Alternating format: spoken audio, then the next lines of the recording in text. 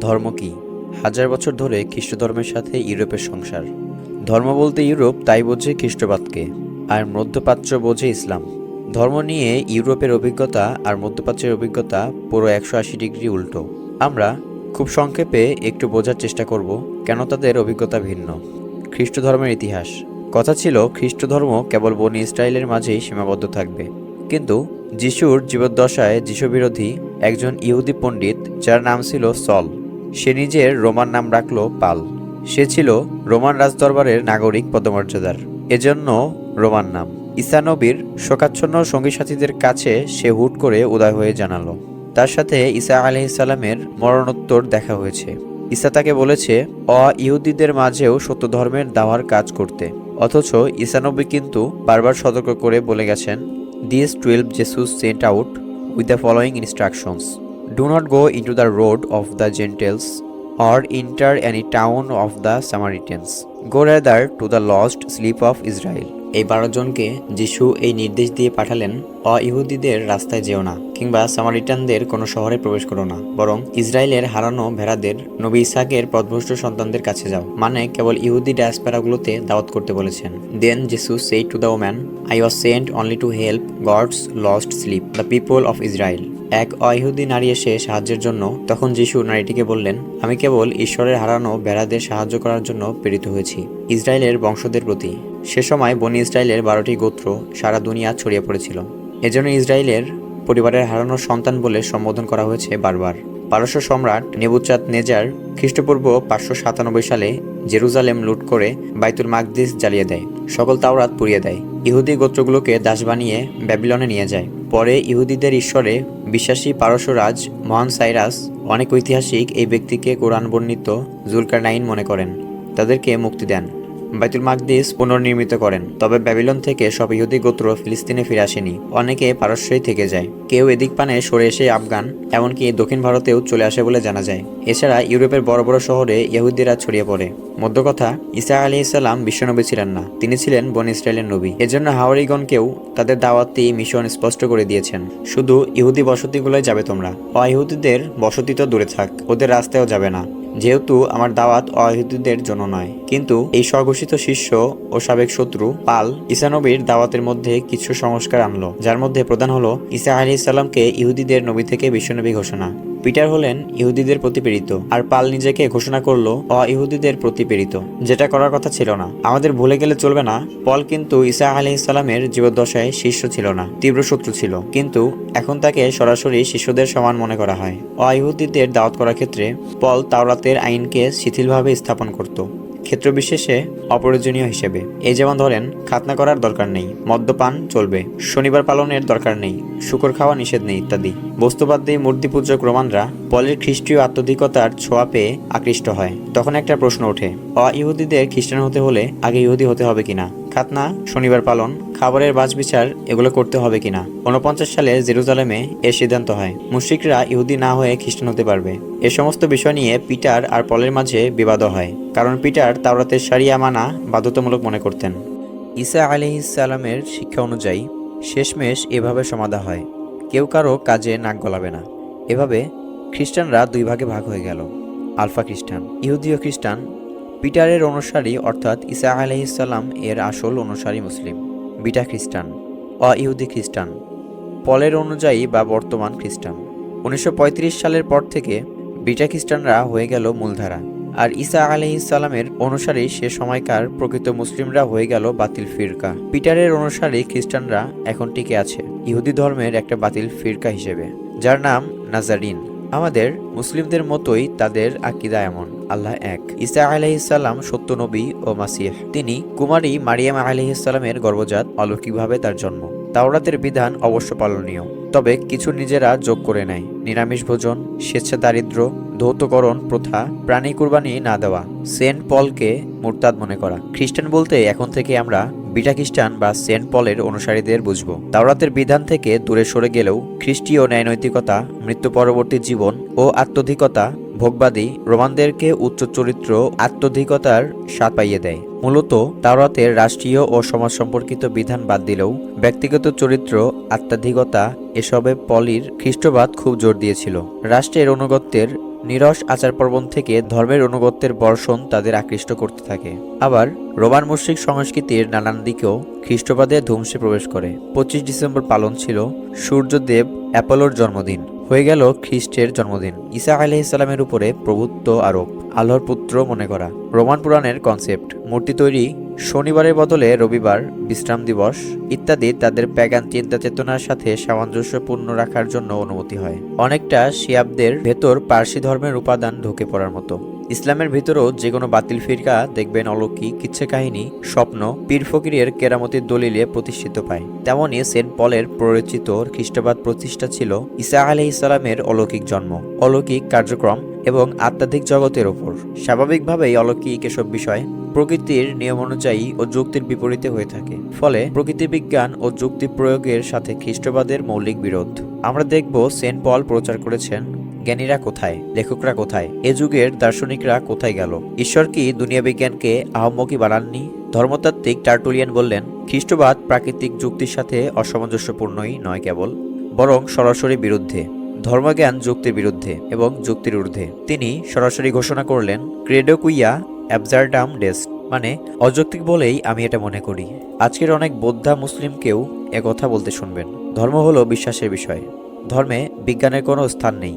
এর কারণ হলো ধর্ম বলতে পালীয় খ্রিস্ট ধর্ম কেউ ইউরোপ চিনেছে এবং সারা দুনিয়াকে চিনেছে। ধর্ম যে যৌক্তিক হতে পারে, ধর্মের পার্থিব অংশটুকু যে মানব জ্ঞানে ধরা দিতে পারে, এটা ইউরোপের কল্পনাতেই নেই। বৈরাগ্যবাদ।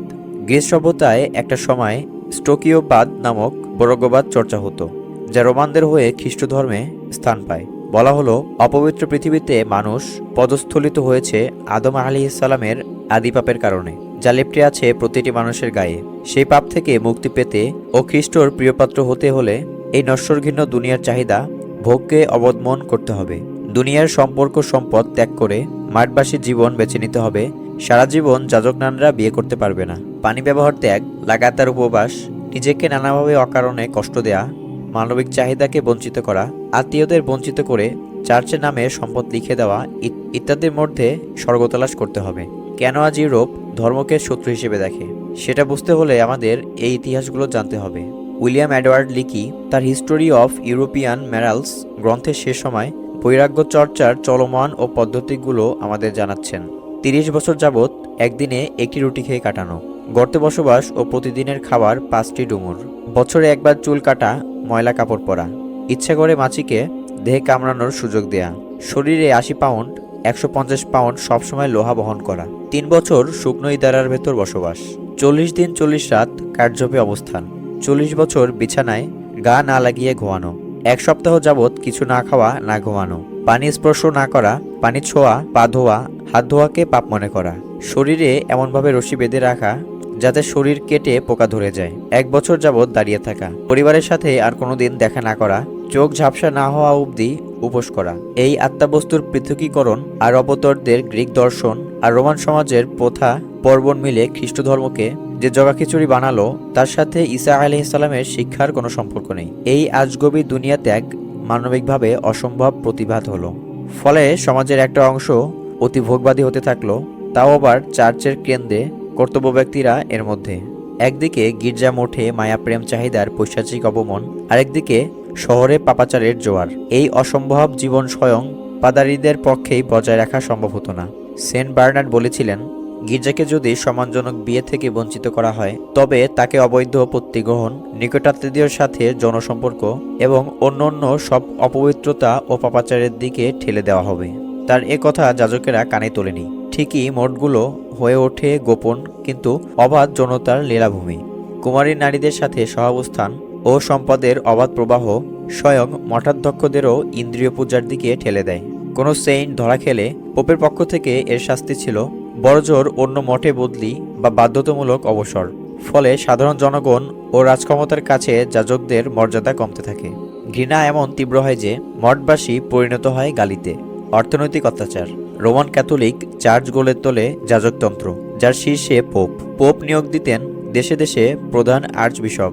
আর্চবিশপের অধীনে অন্যান্য চার্চ বা মঠে বিশপ নিয়োগ হতো। এ চর্চাতন্ত্র ছিল রাজা জমিদারদের পাশাপাশি আরেক প্যারালাল ব্যবস্থা। এরা কিছু কর আদায় করত, শাসক কার্যে হস্তক্ষেপ করত। টাইথ অ্যানেট ইত্যাদি বিভিন্ন নামে নানা প্রকার ধর্মীয় কর আদায় করা হতো রাজা ও বিশপদের থেকে। ক্রমেই বেড়ে চলছিল এই দাবি। পোপের কোষাগারকে বলা হতো আনবটম স্যাক অফ রোম, রোমের অতলান্ত থলে। যাজক শ্রেণীর জীবনযাত্রা কোনো কোনো ক্ষেত্রে অভিজাতদের চেয়েও ভোগবাদী ছিল। জার্মানির 1/3 ও ফ্রান্সের 1/5 সম্পদের মালিক ছিল চার্চ। কিন্তু পার্লামেন্টের প্রকিউরাল জেনারেল 1502 সালে হিসাব করে দেখান ফ্রান্সের 3/4 মালিক ছিল চার্চ। ইতালির 1/3 ভূমির মালিক চার্চ। কি একটা বিতিকিচ্ছি অবস্থা! একদিকে দুনিয়া ত্যাগের ডাক, অন্যদিকে নিজেরাই দুনিয়ার মধ্যে আকণ্ঠ নিমজ্জিত। শুধু কি তাই, পোপ নিজেই বিশাল এক এলাকা সরাসরি শাসন করত, যাকে বলা হতো পাপেল স্টেট। রাজ্য শক্তির সাথে দ্বন্দ্ব। এরা কেবল ধর্মীয় বিষয় নয়, রাষ্ট্রীয় অর্থনৈতিক ব্যাপারে হস্তক্ষেপ করত। দেশের রাজাকে পোপের অনুমোদন নিতে হতো। শুরু থেকেই চার্চ চাইছিল বিভিন্ন খ্রিস্টান দেশের রাজা জমিদারদের ওপর প্রভাব খাটাতে। আবার ওদিকে উল্টো রাজারাও নানান ধর্মীয় বিষয়ে আশয়ে প্রভাব খাটাতে চাইছিল। রোমান সম্রাট চতুর্থ হেনরির নিযুক্ত বিশপকে আবিষ্কার করেন পোপ সপ্তম গ্রেগরি। সম্রাট পোপকে সরিয়ে দিতে চান। উল্টো পোপই সম্রাটকে 1076 সালে ধর্ম থেকে বহিষ্কার করার ঘোষণা করে। সম্রাট তওবা করে ফেরত আসেন। 1080 সালে পোপ আবার তাকে আবিষ্কার করেন। 1084 সালে সম্রাটই পোপকে সরিয়ে দেন। কি একটা নাটক, চিন্তা করেন। পোপ ও মাঠক্ষদের নিয়োগ নিয়ে জার্মান সম্রাট ও পোপের মধ্যে 50 বছর ধরে চলা বিবাদ শেষ হয় 1122 সালে কনকর্ডেট অফ ওয়ার্মসের দ্বারা। আর্চ বিশপ নিয়োগ দেওয়া নিয়ে ইংল্যান্ড রাজা জন ও পোপের মাঝে দ্বন্দ্ব। 7 বছর ইংল্যান্ডকে ধর্মীয়ভাবে বয়কট রাখা হয়। 1215 সালে ম্যাগনা কার্টা দলিলের মাধ্যমে ইংল্যান্ডে চার্চ রাষ্ট্র সম্পর্ক সীমিত করা হয়। পোপ বনিফেস দাবি করে বসেন, নাজাতের জন্য প্রত্যেককে রোমান চার্চের অধীনতা স্বীকার করতে হবে। আধ্যাত্মিক প্রধানের পাশাপাশি পোপ পার্থিব বিষয়াদারিরও প্রধান। এ নিয়ে ফ্রান্সের রাজা চতুর্থ ফিলিপের সাথে দ্বন্দ্ব শুরু হয়। শেষে ফিলিপ 1303 সালে পোপকে বহিষ্কার ও গ্রেপ্তার করে। সাধারণ পাবলিকের কথাটা চিন্তা করুন। ধরুন আমাদের দেশেরই সরকারের সাথে আলেমোলামার সংঘাতের সময় আমরা কি পরিমাণ ইনসিকিউরিটিতে ভুগি। ইউরোপীয়রা শতাব্দীর পর শতাব্দী এভাবে ভুগেছে। জুলুমের নৈতিক অনুমোদন। এ তো গেল একদিক। রাজার রাজত্ব ও জমিদারের জমিদারির পেছনে চার্চের নৈতিক অনুমোদন থাকতো এবং লাগতো। সাধারণ মানুষকে অর্থনৈতিক ও সামাজিক দুর্ভোগ পোহাতে হতো। কোনো দণ্ড নয়, কেবল টর্চার করার জন্য কিসব যন্ত্র তৈরি করা হয়েছিল দেখুন। অবশ্য অধিকাংশ সহ্য করতে না পেরে মরে যেত বলে মনে হয়। দুর্বল হৃদয়ের লোকদের দেখার দরকার নেই। আয়রন মাইডিন একটা শলাকাযুক্ত আলমারির মতো। ভেতরে লোক ঢুকিয়ে পাল্লা লাগিয়ে দিলেই এফোর ওফর হয়ে যেত। স্কল্টস ব্রিডেল মাথায় পরিয়ে মুখরা নারীকে বাজারে ঘোরানো হতো। ব্রেস্ট রিপার দিয়ে নারীদের স্তন ছিন্নভিন্ন করে ফেলা হতো। হেরেটিক্স ফক লাগিয়ে থুতলি গলা দুদিকেই ঢুকে যাবে ঘুমে মাথা ঝুঁকে এলেই। ওডার্ন হর্সের উপর বসিয়ে ঘোড়াকে লাফালে লিঙ্গ, যোনি, অন্ডকোষ ছিন্নভিন্ন হয়ে যেত। স্প্যানিশ বটের প্যাচ কোষে পা থেতলে নীল করে দেওয়া হতো। ক্যাথলিক চার্চের ধর্মীয় আদালতের নাম ছিল ইনকুইসিশন। অক্যাথলিক খ্রিস্টান থেকে নিয়ে মুসলিম ইহুদি, জোয়ান অফ আর্ক থেকে নিয়ে নাইট টেম্পলারদের বিচারের নামে নির্যাতন, হত্যার মৎসব চলে কয়েক শতাব্দী জুড়ে। ডাইনি নিধন, হুইচ হান্ট নামে 1450 থেকে 1750 পর্যন্ত 300 বছর 5 থেকে 7 লক্ষ মানুষ হত্যা করা হয়েছিল, যাদের 80% ছিল নারী। 200 বছরে শুধু স্প্যানিশ ইনকুইজিশনে হত্যা করা হয় 72,000 মানুষ। শাস্তি নির্যাতন করা হয় 3 লক্ষ জনকে। অন্যান্য দেশ তো বাদই রইল। ক্রুসেড। এরপর ধরুন ক্যাথলিক চার্চের প্রত্যক্ষ বা পরোক্ষ ইন্ধনে 200 বছরের মাঝে 10টা ক্রুসেড ইউরোপ লড়েছে মুসলিম সভ্যতার বিরুদ্ধে, যা খোদ ইউরোপের জন্যই অর্থনৈতিক, সামাজিক, রাজনৈতিক বিপর্যয় ডেকে আনে। ক্রুসেডের নামে একটা ব্যাপক সামাজিক অরাজকতা সৃষ্টি হয়েছিল। কখনো মুসলিমদের সাথে যুদ্ধে একের পর এক পরাজয়, কখনো আরেক ফিরকার খ্রিস্টানদের সাথে যুদ্ধ ও লুটরাজ, কখনো শিশুদের নিয়ে বাহিনী গঠন। শিশুদের ক্রুসেড 1212। সবগুলো দেখুন। একই প্রজন্ম 2-3টে করে ক্রুসেড পেয়েছে কোনো না কোনোবার। ক্রম, সাল, ফলাফল। প্রথম ক্রুসেড 1095 থেকে 1099 মুসলিমরা পরাজিত। দ্বিতীয় ক্রুসেড 1147 থেকে 1149 নুরুদ্দিন জঙ্গি রহিমাহুল্লাহর হাতে খ্রিস্টান বাহিনীর শোচনীয় পরাজয়। তৃতীয় ক্রুসেড 1189 থেকে 1192 খ্রিস্টানদের জেরুজালেম পুনরুদ্ধার অভিযান ব্যর্থ। চতুর্থ ক্রুসেড 1203 থেকে 1204 মুসলিমদের সাথে নয়, বাইজেন্টাইন রাজধানী কনস্ট্যান্টিনোপল দখল ও লুটরাজ করল ক্যাথলিকরা। পঞ্চম ক্রুসেড 1216 থেকে 1221 খ্রিস্টানদের মিশর আক্রমণ ও মুসলিম বাহিনীর কাছে আত্মসমর্পণ। ষষ্ঠ ক্রুসেড 1228 থেকে 1229। এক চুক্তিতে 10 বছরের জন্য জেরুজালেম খ্রিস্টানদের শাসনে, চুক্তির মেয়াদ শেষে মুসলিমরা পুনর্দখল করে নেয়। সপ্তম ক্রুসেড 1239 থেকে 1241, খ্রিস্টান কর্তৃক জেরুজালেম আংশিক দখল, 1244 সালে আবার তা মুসলিম বাহিনীর দখলে। অষ্টম ক্রুসেড 1249 থেকে 1250, মিশরের বিরুদ্ধে, খ্রিস্টানরা পরাজিত। নবম ক্রুসেড 1289, ক্রুসেডার রাষ্ট্র ত্রিপোলি দখল করে মুসলমানরা। দশম ক্রুসেড ও শেষ ক্রুসেড 1290 থেকে 1291, নৌবর পাঠানো হয় শেষ ক্রুসেডার রাষ্ট্রগুলো রক্ষার জন্য। শেষ খ্রিস্টান রাষ্ট্র একরি দখল করে মুসলমানরা। একবার যুদ্ধ মানে ব্যাপক প্রস্তুতি, কৃষক শিল্পীদের সেনাদলের রিক্রুটমেন্ট, ট্রেনিং, যুদ্ধ ব্যয়ের জন্য অতিরিক্ত কর আরোপ, সেই ব্রিটেন, ফ্রান্স, জার্মানি থেকে মধ্যপ্রাচ্য অবধি আসা 10-20 বছর পর পর যুদ্ধের ডাক, পরাজয়ের পর পরাজয়। সূর্যের তো একটা সীমা আছে ভাই। দর্শন বিজ্ঞানের বিরোধিতা, ঠিক যেমন খ্রিস্টবাদ মানব চাহিদার বিরুদ্ধে দাঁড়িয়ে গিয়েছিল, একইভাবে দাঁড়িয়ে গেল প্রকৃতি বিজ্ঞানের বিরুদ্ধেও। বাইবেলের ওল্ড নিউ কোনোটারই মূল চেহারা নেই, এটা এদের ভাষা শৈলী থেকে বোঝা যায়। কোরআন যেমন আদেশ নির্দেশ সূচক ভাষারীতিতে আল্লাহ নির্দেশ দিচ্ছেন, হে মানবজাতি, এটা করো ওটা করো না, হে নবী আপনি বলুন। বর্তমান বাইবেলে পুরাতন ও নতুন বাচনভঙ্গি বর্ণনামূলক, যেন কেউ বিবরণ দিচ্ছে, গল্প শোনাচ্ছে। অতপর সদাপ্রভু বললেন ... কিংবা খোদাবন্দ ঈসা মাসিহ পাহাড়ে উঠলেন। ওই সমকক্ষ তো নাই, হাদিসের ইকুইভ্যালেন্টও না। যেমন ধরুন কোরআন, নবীজি সাল্লাল্লাহু আলাইহি সাল্লামের মুখ থেকে বের হতে দেরি, সাহাবীদের লিখে নিতে দেরি নাই। পড়ালেখা জানা সাহাবীদের এক দলই ছিল কাতিবুল ওয়াহি, ওহি লেখক। তাদের কেউ না কেউ সর্বদা নবীজির সাথে থাকতেন। ওহি নাজিল হওয়া মাত্রই তারা মুখস্থ করে নিতেন এবং লিখেও ফেলতেন। যে বছর নবীজি সাল্লাল্লাহু আলাইহি ওয়াসাল্লাম ইন্তেকাল করেন, সে বছরই এক যুদ্ধ ইয়ামামা 70 জন সাহাবী শহীদ হলেন, যারা প্রত্যেকে পুরো কোরআন মুখস্থ করেছিল। আরও জীবিত তো বহু ছিল। এরপর থেকে আজ পর্যন্ত প্রতি প্রজন্মে লক্ষ লক্ষ মানুষ 30 পারা কোরআন পুরাটা মুখস্থ করেছে। শুধু লেখা হলে কিছু কিছু হারিয়ে যেত, শুধু মুখস্থ হলে হারিয়ে যেত, বিকৃত হয়ে যেত। দুটো একসাথে হয়েছে। ফলে এখন যে কোরআন আমরা পড়ি তা হুবহু সেই কোরআন, যা নবীজি সাল্লাল্লাহু আলাইহি ওয়াসাল্লামের মুখ থেকে বেরিয়েছে আর সাহাবীরা লিখেছেন। এই যুদ্ধের পর আবু বকর রাদিয়াল্লাহু তাআলা আনহু আর দেরি করেননি। ওমর রাদিয়াল্লাহু তাআলা আনহুর পরামর্শে পুরো কোরআন একটা বই আকারে লিখে ফেলেন, হাফেজদের মুখস্থের সাথে মিলিয়ে, অর্থাৎ নবীজির মৃত্যুর পরের বছরই। পরবর্তী সময়ে উসমান রাদিয়াল্লাহু তাআলা আনহু সেটাকে 7 কপি করে নানান প্রদেশে পাঠান। সেই কপিগুলোর 2 থেকে 3টা আজও আছে। মানে সবচেয়ে প্রাচীন কপি নবীজির ওফাতের 15 বছরের মাঝে লেখা। আর এই 15 বছরের মাঝে মূল একটা কমপ্লিট কপি তো আছেই, সাথে ছিল হাজারো হাফেজ সাহাবী তাবেঈ। বিপরীতে কট্টর ইহুদিদের দাবি মতে তাওরাত নাজিল হয়েছে 1332 খ্রিস্টপূর্ব। পরের 40 বছরব্যাপী লিপিবদ্ধ হয়। কম কট্টরদের মতে কয়েক শতাব্দী ধরে লেখা হয়, লেখকও বেশ কয়েকজন। কিন্তু বর্তমানে প্রাপ্ত তাওরাতটি 450 থেকে 350 খ্রিস্টপূর্ব সময়ে রচিত। 587 খ্রিস্টপূর্ব সালে পারস্য সম্রাট নেবুচার্জ নেজার জেরুজালেম লুট করে ধুলে মিশিয়ে দেন, বাইতুল মাকদিস পুড়িয়ে দেন, ইহুদিদের দাস বানিয়ে ব্যাবিলিয়নে নিয়ে যান। তাওরাত হারিয়ে যায়। 447 খ্রিস্টপূর্ব সালে উজাইর আলাইহিস সালাম তাদেরকে জেরুজালেমে আবার নিয়ে আসেন এবং বর্তমান তাওরাত দিয়ে বলেন, এটাই মুসা নবীর তাওরাত। মোদ্দা কথা, ওল্ড স্টেটমেন্ট ধারাবাহিকতা বিচ্ছিন্ন গ্রন্থ। এর লিখন, সংরক্ষণ, ধ্বংস, পুনরাবিষ্কার মিলিয়ে সন্দেহের যথেষ্ট কারণই রয়েছে যে এ তাওরাত সেই মুসা আলাইহিস সালামের মুখ নিঃসৃত ওহী কিনা। আবার ধরুন, একটা বিরাট অংশ তো শিষ্যদের লেখা চিঠিপত্র, স্বাভাবিকভাবেই সেগুলো ওহী নয়, যা নবীদের ওপর নাজিল হয়। পুরো নিউ স্টেটমেন্ট সবচেয়ে প্রাচীন কপি, চিঠিগুলো সহ 367 সালের। 4টা গসপেল মূলত যিশুর জীবনী, যেমন আমাদের নবীজির সিরাহ। কিন্তু পার্থক্য হলো, আমাদের নবী সাল্লাল্লাহু আলাইহি ওয়াসাল্লামের সিরাও সরাসরি তার সাহাবীদের বর্ণিত, কিন্তু 4টা গসপেল লেখকের কেউই ঈসা নবীর সাহাবী নয়। নিউ অক্সফোর্ড অ্যানোটেটেড বাইবেল জানাচ্ছে, এখানে একটি প্রশ্ন উত্থাপিত হতে পারে, উজাইর আলাইহিস সালাম তো নবী ছিলেন, তাহলে তিনি যখন তাওরাতের কপি দিয়ে বললেন এটাই মুসা আলাইহিস সালামের ওপর নাজিলকৃত তাওরাত, তাহলে তো তার কথা বিশ্বাস করতে হবে, কারণ তিনি ছিলেন নবী। আর নবীগণ কখনো মিথ্যা বলেন না, তাদের কথা ও কাজের সাথে সরাসরি আল্লাহর সাহায্য সমর্থন। তাই নবী উজাইর আলাইহিস সালাম বর্তমান তাওরাতকে অবিকৃতি তাওরাত বলে অবহিত করায় প্রমাণ হলো যে এটাই সে তাওরাত যা মুসা আলাইহিস সালামের উপর নাজিল হয়েছিল।